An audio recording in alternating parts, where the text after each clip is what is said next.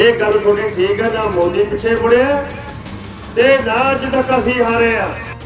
ਤੇ ਜਿਹੜੀ ਕੇਂਦਰ ਦੀ ਸਰਕਾਰ ਲਚਕ ਨਹੀਂ ਮਾਰਦੀ ਸੀ, ਜਮੀ ਗੱਲ ਸੁਣਨ ਨੂੰ ਤਿਆਰ ਹੀ ਨਹੀਂ ਸੀ। ਅਸੀਂ ਉਸ ਦੇ ਮੂੰਹ ਚੋਂ ਕੁਹਾ ਲਿਆ ਸਾਰਾ ਕੁਝ। ਜਿਹੜੀ ਕਹਿੰਦੀ ਹੈ ਲਿਖਤੀ ਵੀ ਦੇ ਦਿੰਦੇ, ਅਸੀਂ ਐਂ ਵੀ ਦੇ ਦਿੰਦੇ ਆ, ਪਰ ਦਿੱਲੀ ਨਾ ਆਓ। ਇਸ ਕਰਕੇ ਅਸੀਂ ਇਕੱਲੇ ਆਰਡੀਨੈਂਸ ਨਹੀਂ ਰੱਦ ਕਰਾਉਣੇ। ਸਾਡੀ ਤਾਂ ਵੱਡੀ ਟੱਕਰ ਹੈ ਕੇਂਦਰ ਸਰਕਾਰ ਨਾਲ। ਅਸੀਂ ਤਾਂ ਕਹਾਣੀ ਵੰਡ ਖਤਮ ਕਰਾਉਣੀ ਹੈ ਤੇ ਸਾਰੀਆਂ ਪਾਲਿਸੀਆਂ ਰੱਦ ਕਰਾਵਾਂਗੇ। ਸਾਡੀ ਪੂਰੀ ਤਿਆਰੀ ਹੈ, ਪੂਰਾ ਪਲਾਨ। ਜਨਤੀ 2 ਲੱਖ ਤੋਂ ਉੱਪਰ ਗਿਣਤੀ ਸਾਡੀ ਇਕੱਲੀ ਭਾਰਤੀ ਕਿਸਾਨ ਯੂਨੀਅਨ ਏਕਤਾ ਗ੍ਰਾਹਾਂ ਦੀ ਹੋਣੀ ਹੈ। 26 ਅਤੇ 27 ਦੇ ਦਿੱਲੀ ਚਲੋ ਪ੍ਰੋਗਰਾਮ ਤਹਿਤ ਪਿੰਡਾਂ ਵਿੱਚ ਤਿਆਰੀ ਪੂਰੇ ਜ਼ੋਰਾਂ ਸ਼ੋਰਾਂ ਨਾਲ ਚੱਲ ਰਹੀ ਹੈ। ਮਾਵਾਂ ਭੈਣਾਂ ਵੱਡੇ ਕਾਫਲੇ ਬਣਾ ਕੇ ਘਰ ਘਰ ਦਿੱਲੀ ਚਲੋ ਦਾ ਹੋਕਾ ਦੇ ਰਹੀਆਂ ਨੇ ਅਤੇ ਪਿੰਡਾਂ ਵਿੱਚੋਂ ਰਾਸ਼ਨ ਸਮੱਗਰੀ ਵੀ ਇਕੱਠੀ ਕੀਤੀ ਜਾ ਰਹੀ ਹੈ। ਭਾਰਤੀ ਕਿਸਾਨ ਯੂਨੀਅਨ ਏਕਤਾ ਉਗਰਾਹਾ ਬਲਾਕ ਵੱਲੋਂ ਤੁਰੀ ਦੇ ਟੋਲ ਪਲਾਜ਼ੇ ਦਾ ਘਿਰਾਓ ਬਲਾਕ ਪ੍ਰਧਾਨ ਹਰਬੰਸ ਸਿੰਘ ਅਤੇ ਸੈਕਟਰੀ ਪ੍ਰਧਾਨ ਹਰਪਾਲ ਸਿੰਘ ਪੇਦਨੀ ਦੀ ਅਗਵਾਈ ਹੇਠ ਅੱਜ 54ਵੇਂ ਦਿਨ ਵੀ ਲਗਾਤਾਰ ਜਾਰੀ ਰਿਹਾ। ਇਸ ਸਮੇਂ ਬੁਲਾਰਿਆਂ ਨੇ ਦੱਸਿਆ ਕਿ ਪੰਜਾਬ ਦੇ ਲੋਕਾਂ ਨਾਲ ਮੋਦੀ ਸਰਕਾਰ ਮਤਰੇਈ ਮਾਂ ਵਾਲਾ ਸਲੂਕ ਕਰ ਰਹੀ ਹੈ। ਕਰਜ਼ੇ ਵਿੱਚ ਗਲ ਕੇ ਡੁੱਬੇ ਕਿਸਾਨਾਂ ਅਤੇ ਮਜ਼ਦੂਰਾਂ ਦੇ ਸਿਰ ਤੇ ਨਿਤ ਨਵੇਂ ਕਾਨੂੰਨ ਮੜ ਕੇ ਅਤੇ ਰਿਆਇਤਾਂ ਨਾ ਦੇ ਕੇ ਹੋਰ ਕਰਜ਼ੇ ਥੱਲੇ ਡੋਬਣਾ ਚਾਹੁੰਦੀ ਹੈ। ਇਸ ਵਿਤਕਰੇ ਨਾਲ ਪੰਜਾਬ ਅਤੇ ਪੂਰੇ ਦੇਸ਼ ਵਿੱਚ ਆਰਥਿਕਤਾ ਦਾ ਸਥਿਰ ਦਿਨੋ ਦਿਨ ਹੋਰ ਟਿਕਦਾ ਜਾ ਰਿਹਾ ਹੈ। ਜ਼ਿਲ੍ਹਾ ਪ੍ਰਧਾਨ ਅਮਰੀਕ ਸਿੰਘ ਗੰਡੂਆ ਨੇ ਦੱਸਿਆ ਕਿ ਭਾਜਪਾ ਸਰਕਾਰ ਦੇ ਲੀਡਰ ਪੰਜਾਬ ਵਿੱਚ ਆਪਣੀ ਪਾਰਟੀ ਦੇ ਨਵੇਂ ਦਫ਼ਤਰ ਖੋਲ੍ਹਣਾ ਚਾਹੁੰਦੇ ਨੇ, ਜਦਕਿ ਪੰਜਾਬ ਦੇ ਲੋਕ ਅਜਿਹਾ ਨਹੀਂ ਹੋਣ ਦੇਣਗੇ। ਪੰਜਾਬ ਦੇ ਲੋਕਾਂ ਨੇ ਭਾਜਪਾ ਪਾਰਟੀ ਨੂੰ ਪੂਰੀ ਤਰ੍ਹਾਂ ਨਕਾਰ ਦਿੱਤਾ ਹੈ। ਇਸ ਦੇ ਨਾਲ ਨੌਜਵਾਨ ਰਾਤਾਂ ਨੂੰ ਮਿਸਾਲ ਮਾਰਚ ਕਰਕੇ ਹੋਰ ਨੌਜਵਾਨਾਂ ਨੂੰ ਲਾਭਮੰਦ ਕਰ ਰਹੇ ਨੇ। ਦਿੱਲੀ 'ਚ ਧਰਨਾ ਲਗਾਤਾਰ ਚੱਲਦਾ ਰੱਖਣ ਲਈ ਕਿਸਾਨਾਂ ਵੱਲੋਂ ਰਾਸ਼ਨ ਇਕੱਠਾ ਕੀਤਾ ਜਾ ਰਿਹਾ ਹੈ। ਦੇਖੋ, ਦਿੱਲੀ ਸਾਡੀ ਪੂਰੀ ਤਿਆਰੀ ਹੈ। ਅਸੀਂ ਦਿੱਲੀ ਦੇ ਤਿਆਰੀ ਦੇ ਵਾਸਤੇ ਇਕੱਠ ਬਹੁਤ ਹੋਣੇ ਨੇ। ਲੋਕਾਂ ਦਾ ਬਹੁਤ ਵੱਡਾ ਹੰਗਾਰਾ ਹੈ। ਫੰਡਾਂ ਦੇ ਰੂਪ 'ਚ ਵੀ ਦਿੱਲੀ ਹੋ ਰਹੀ ਹੈ। ਤੇ ਜਿਹੜੀ ਕੇਂਦਰ ਦੀ ਸਰਕਾਰ ਲਚਕ ਨਹੀਂ ਮਾਰਦੀ ਸੀ, ਜਮੀ ਗੱਲ ਸੁਣਨ ਨੂੰ ਤਿਆਰ ਹੀ ਨਹੀਂ ਸੀ। ਅਸੀਂ ਉਸ ਦੇ ਮੂੰਹ ਚੋਂ ਕੁਹਾ ਲਿਆ ਸਾਰਾ ਕੁਝ। ਜਿਹੜੀ ਕਹਿੰਦੀ ਹੈ ਲਿਖਤੀ ਵੀ ਦੇ ਦਿੰਦੇ, ਅਸੀਂ ਐਂ ਵੀ ਦੇ ਦਿੰਦੇ ਆ, ਪਰ ਦਿੱਲੀ ਨਾ ਆਓ। ਅਸੀਂ ਕਿਹਾ ਵੀ ਅਜੇ ਤੁਸੀਂ ਉਸ ਕਿਨਾਰੇ ਤੇ ਨਹੀਂ ਆਏ ਜਿਹੜੇ ਕਿਨਾਰੇ ਤੇ ਅਸੀਂ ਲਿਆਉਣਾ ਚਾਹੁੰਦੇ ਆ। ਤੁਸੀਂ ਲਟਕਈਆ ਕਰਕੇ 3 ਮੀਟਿੰਗਾਂ ਕਰੀਆਂ ਨੇ, ਪਹਿਲਾਂ ਕੁਝ ਨਹੀਂ ਤੁਸੀਂ ਕੱਢਿਆ, ਲੋਕਾਂ ਨੂੰ ਖੱਜਲ ਖਵਾਰ ਕਰੀ ਜਾਂਦੇ ਹੋ। ਇਸ ਕਰਕੇ ਅਸੀਂ ਦਿੱਲੀ ਦੇ ਵਿੱਚ 2 ਪਲਾਨ ਬਣਾਏ ਨੇ, ਇੱਕ ਖਨੌਰੀ ਕੰਨੀ ਦੀ, ਇੱਕ ਬੱਦਬ ਵਾਲੀ ਕੰਨੀ ਦੀ।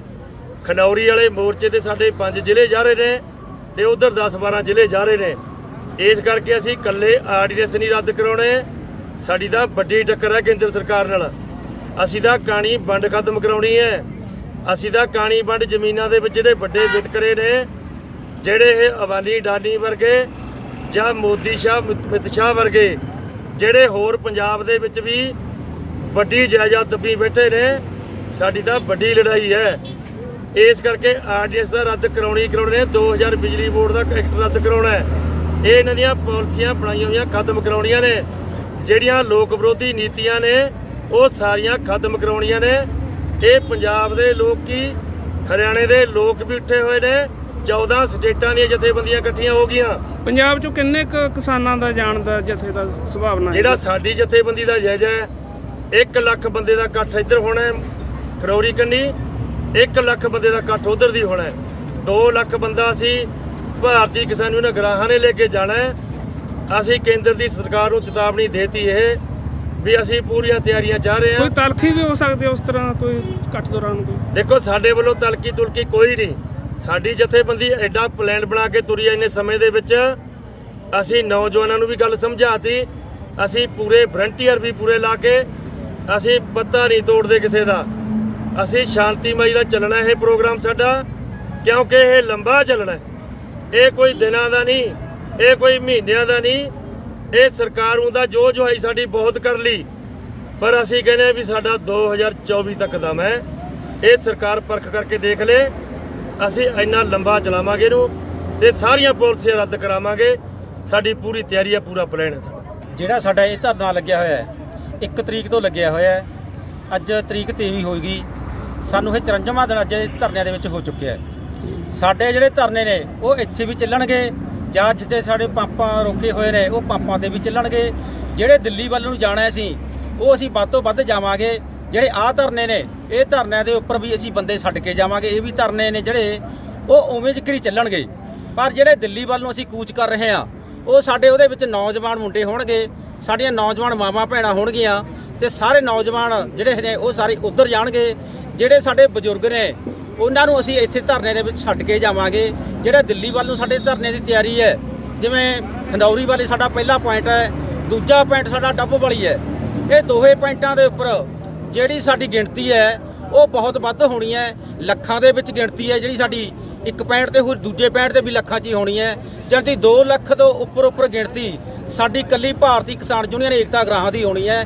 ਬਾਕੀ ਜਥੇਬੰਦੀਆਂ ਦੀ ਗਿਣਤੀ ਹੈ ਜਿਹੜੀ ਉਹ ਅਲੱਗ ਹੋਣੀ ਹੈ, ਕਿਉਂਕਿ ਜਿਹੜੀ ਸਾਡੀ ਜਥੇਬੰਦੀ ਹੈ ਇਹ ਇੱਕ ਆਜ਼ਾਦ ਤੌਰ ਤੇ ਹੈ। ਉਹ ਤਾਲਮੇਲ ਕਮੇਟੀ ਦੇ ਵਿੱਚ ਅਸੀਂ ਬਰਾਬਰ ਹਾਂ। ਜੋ ਵੀ ਕੋਈ ਗੱਲ ਕਰਨੀ ਹੈ ਤਾਂ ਉਸ ਦੇ ਵਿੱਚ ਤਾਲਮੇਲ ਕਮੇਟੀ ਦੇ ਵਿੱਚ ਅਸੀਂ ਸਾਂਝੀ ਗੱਲ ਕਰਨੀ ਹੈ। ਪਰ ਅਸੀਂ ਜਿਹੜੀ ਸਾਡੀ ਜਥੇਬੰਦੀ ਹੈ ਉਹ ਸਾਡੀ ਜਥੇਬੰਦੀ ਆਜ਼ਾਦ ਹੈ। ਆਜ਼ਾਦ ਹੋਣ ਦੇ ਨਾਤੇ ਅਸੀਂ ਜਿਹੜਾ ਕੋਈ ਫੈਸਲਾ ਲੈਣਾ ਹੈ ਅਸੀਂ ਆਪਦੇ ਉੱਪਰ ਲੈ ਸਕਦੇ ਹੁੰਦੇ ਆ। ਇਸ ਕਰਕੇ ਜਿਹੜੀ ਸਾਡੇ ਜਥੇਬੰਦੀ ਹੈ ਇਹਦੀ ਪੂਰੀ ਤਿਆਰੀ ਹੈ। ਕਿੰਨੀ ਤਰੀਕ ਤੋਂ ਕਿੰਨੀ ਤਰੀਕ ਤੱਕ ਦਾ ਮੋਰਚਾ ਹੈ ਜਿਹੜਾ ਉੱਥੇ ਜਾਣ ਦਾ ਪ੍ਰੋਗਰਾਮ? ਉਹ 26 ਤੋਂ ਲੈ ਕੇ 27 ਤੱਕ ਸਾਡਾ ਹਜੇ ਬਣਾਇਆ ਹੋਇਆ ਹੈ। ਜੇ ਸਾਨੂੰ ਉਸ ਤੋਂ ਵੱਧ ਉੱਥੇ ਜਾ ਕੇ ਬਾਗੇ ਹੋ ਸਕਦਾ ਵੀ ਜਿਹੜਾ ਸਾਡਾ ਮੋਰਚਾ ਹੈ ਇਹ ਬਹੁਤ ਲੰਬਾ ਹੋ ਸਕਦਾ ਹੈ। ਇਹਦੇ ਵਿੱਚ ਕੋਈ ਖੰਡਾਉਣ ਦੀ ਵੀ ਕੋਸ਼ਿਸ਼ ਕੀਤੀ ਜਾ ਸਕਦੀ ਹੈ ਸਰਕਾਰ ਵੱਲੋਂ, ਜਾਂ ਕੋਈ ਕਿਸੇ ਤਰ੍ਹਾਂ ਦੀ ਗਲਤਫਹਿਮੀਆਂ ਜਿਵੇਂ ਅਫਵਾਹਾਂ ਪਹਿਲਾਂ ਵੀ ਉੜੀਆਂ ਨੇ? ਨਹੀਂ, ਇਹ ਗਲਤਫਹਿਮੀਆਂ ਨੇ। ਕੋਈ ਕਹਿੰਦਾ ਹਰਿਆਣੇ ਵਾਲੇ ਕਿਸਾਨ ਆਉਣਗੇ, ਉਹ ਪੰਜਾਬ ਵਾਲੇ ਕਿਸਾਨ ਨੂੰ ਗਾਹਾਂ ਲੈ ਕੇ ਜਾਣਗੇ, ਪਰ ਇਹ ਜਿਹੜੀਆਂ ਗੱਲਾਂ ਬਾਤਾਂ ਨੇ ਸਾਰੀਆਂ ਗਲਤ ਨੇ।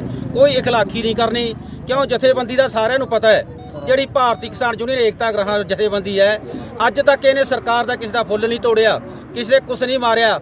ਇਹ ਸਾਡੀ ਜਥੇਬੰਦੀ ਸ਼ਾਂਤਮਈ ਨਾਲ ਜਾਂਦੀ ਹੈ। ਸ਼ਾਂਤਮਈ ਨਾਲ ਹੀ ਸੀ ਜਿਹੜਾ ਸਾਡਾ ਸੰਘਰਸ਼ ਹੈ ਇਹ ਸ਼ਾਂਤਮਈ ਨਾਲ ਹੀ ਚੱਲਣਾ ਹੈ। ਇਹ ਸੰਘਰਸ਼ ਹੈ ਜਿਹੜਾ ਅਸੀਂ ਜਿੱਤ ਕੇ ਨਿਕਲਾਂਗੇ। ਮੈਂ ਆਪਣੇ ਇਹ ਮੋਢਿਆਂ ਤੇ ਗੋਡਿਆਂ ਤੋਂ ਬਹੁਤ ਦੁਖੀ ਸੀ। ਮੇਰੇ ਲਈ ਤਾਂ ਤੁਰਨਾ ਫਿਰਨਾ ਵੀ ਇੰਨਾ ਔਖਾ ਹੋਇਆ ਸੀ ਮੈਂ ਦੱਸ ਵੀ ਨਹੀਂ ਸਕਦਾ। ਪਰ ਜਦ ਤੋਂ ਮੈਨੂੰ ਫੀ ਰਿਲੀਫ ਮਿਲਿਆ 2.5-3 ਮਹੀਨੇ ਇਸਤੇਮਾਲ ਕਰਨ ਤੋਂ ਬਾਅਦ ਗੋਡੇ ਵੀ ਓਕੇ, ਮੋਢੇ ਵੀ ਓਕੇ। ਜੀ ਤੁਸੀਂ ਵੀ ਕਿਸੇ ਇਸ ਤਰ੍ਹਾਂ ਦੀ ਬਿਮਾਰੀ ਤੋਂ ਪਰੇਸ਼ਾਨ ਹੋ तो बेझिझक होकर इसको इस्तेमाल करो। सिर्फ 2.5-3 महीने ये 125 बीमारियां तक का इलाज कर सकता है। फी रिलीफ हमेशा याद रखो। बस कुछ दिनों तो मैनू बालों की बड़ी समस्या सी, मेरे बाल झड़ने शुरू हो गए सी।